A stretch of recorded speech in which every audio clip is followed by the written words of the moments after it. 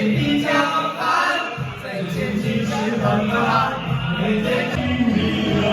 I didn't do this on purpose, but we're wearing our Victor Axelson shirts. Hi, Mike. We're doing KTV tonight because Hannah is the group leader of the foreigner badminton group and she's leaving. So we're having a little KTV party to say goodbye. So, can you hear me? I thought this would be a good time to talk about what makes a good badminton leader.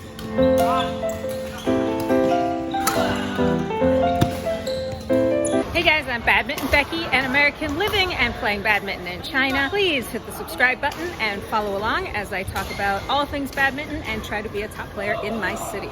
So I should start this off by saying I'm talking about casual clubs, okay? I know different countries have like totally different systems, and if you watch my previous video about like how to be a pro player in China, I'll link it up here somewhere. You will see that like in China, you're either in the national system or you're out. We don't have clubs that are rated, or you don't have to be a certain level to get into any club. Clubs that is just made up of people, and of course in Xiamen there are better clubs and there are beginner clubs and there are middle ground. But like if you're friends with someone in the high club, or if they just like playing with you, you can go. You know, if they invite you, you can go. You don't have to pass any sort of level or qualifications or anything like that. So when I'm talking about a club leader, I'm talking about more like fun, amateur, what most of us are in.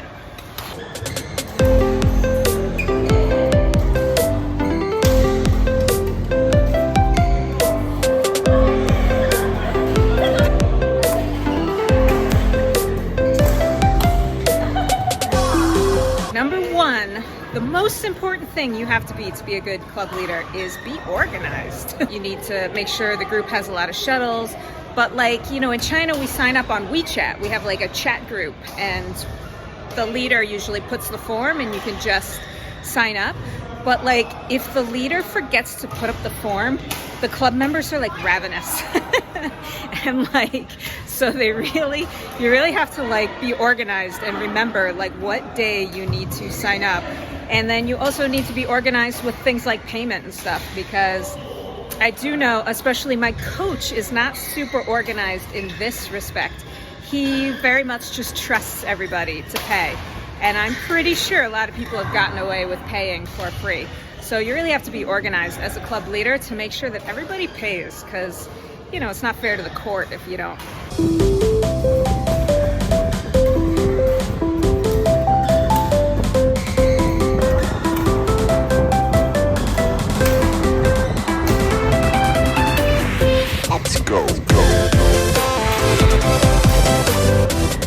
Another thing you have to be is encouraging.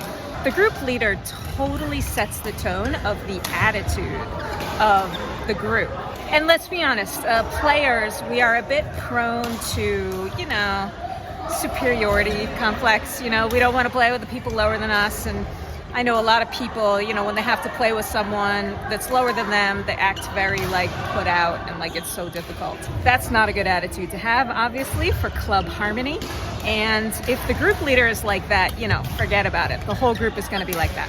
But if the group leader is really encouraging, the group kind of understands that mentality and becomes more encouraging. Like with my coach, like, you play in my club and you know you're gonna have to play with kids. You know, like my coach, because it's also his courts, so he wants to make everybody feel really comfortable and happy so they come back. So my coach, you know, if there's a single person or two people, he'll invite them to play with our club and our club members, no matter what their level is. And, you know, if it's someone who's like a total beginner, we've had to play with total beginners, but usually my coach will play with them so that, you know, he's really good. So it's still a challenging game. But like a club with an encouraging, leader has such a better feeling and such a better group camaraderie than a club with a kind of snobby leader.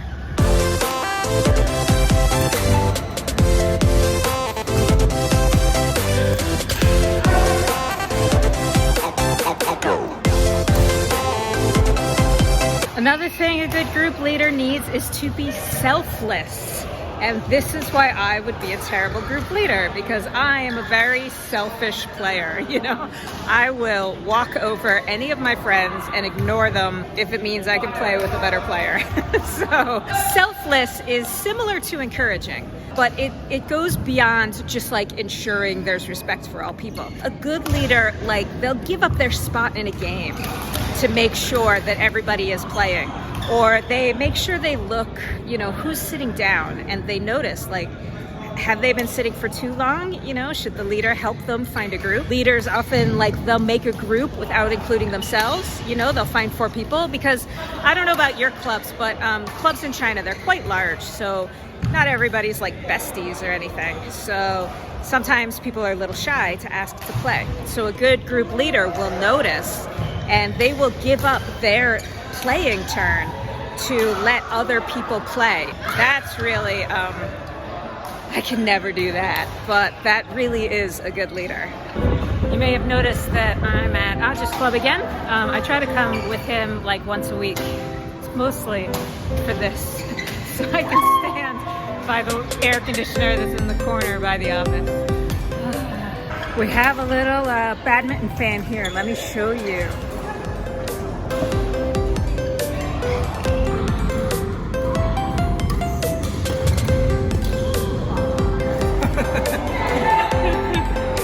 The club leader also needs to organize fun. One thing about clubs that I found, it's like you can play with the same people like 4 times a week, and yet you kind of know nothing about them. So they're like equal parts your best friends and total strangers.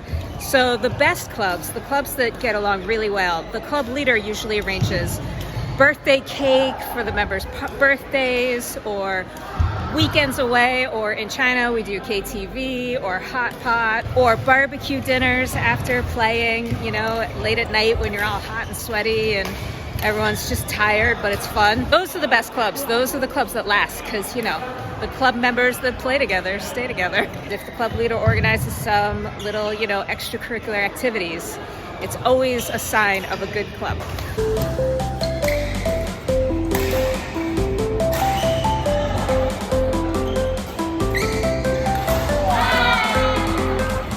Leaders also need to be disciplined. I've had more than a few groups just fall apart, like really good groups, fun groups, just because the leader like wasn't disciplined. And, you know, we went from playing like every, you know, Monday, Wednesday to like, then it changed to Saturdays, and then it changed to Sundays, and then it went back to like Monday, Wednesdays, and then it just fell apart, you know? The leader wasn't disciplined to keep it going, like same time, same place, same people, and it just fell apart because of that, which is a shame. Let's go.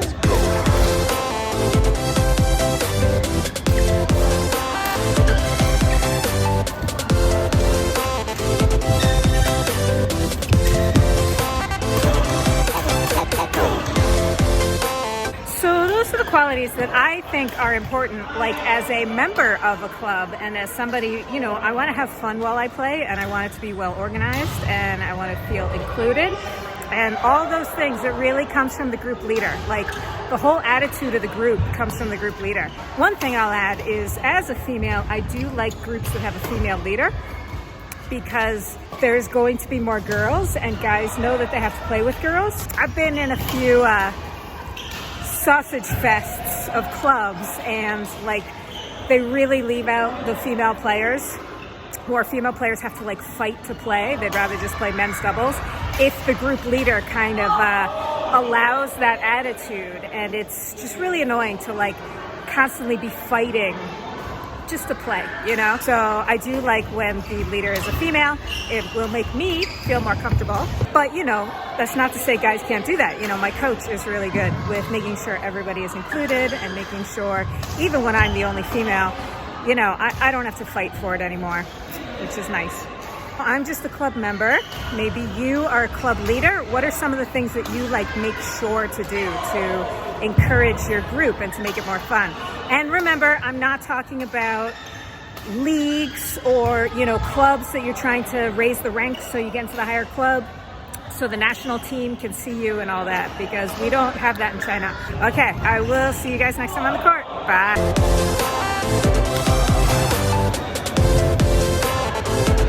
While I'm not...